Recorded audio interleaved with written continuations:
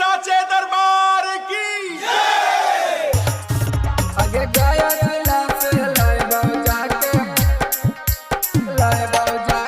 DJ Kanchan Raj Muzaffarpur.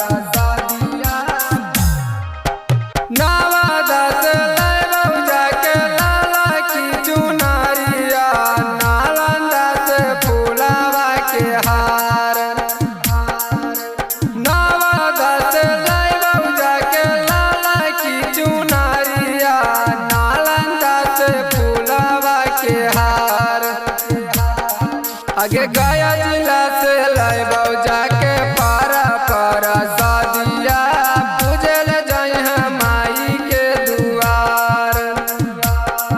आगे गया जिला से लाए बाऊ जाके पारा पारा शादिया, पूजल जाई माई के दुआर।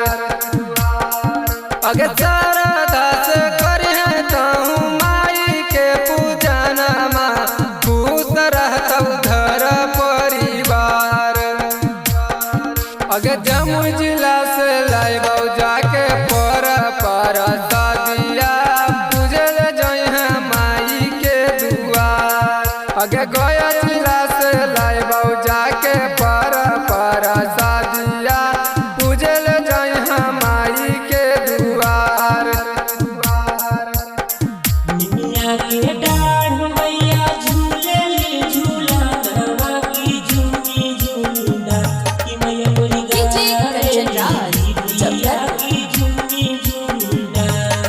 अगे 9 दिन करी है पूजना मागे धनिया, सुनल थिन माई पुकार। अगे 9 दिन करी है पूजना मागे धनिया, सुनल थिन माई पुकार।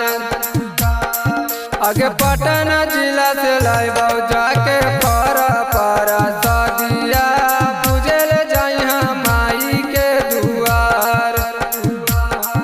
आगे जमुई जिला से लाए बाऊ जाके पारा पारा शादिया, पूजल जाई माई के दुआर।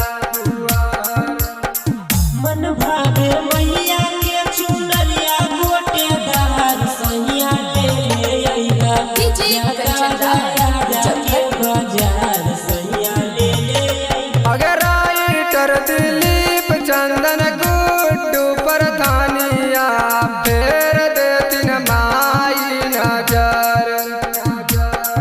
अगर राइटर दिलीप चंदन गुड्डू प्रधानिया, फेर देतिन माई नजर। आगे जिला से कपूरा से लाएबा पारा पारा शादिया, पूजल जाई माई के दुआर। आगे जम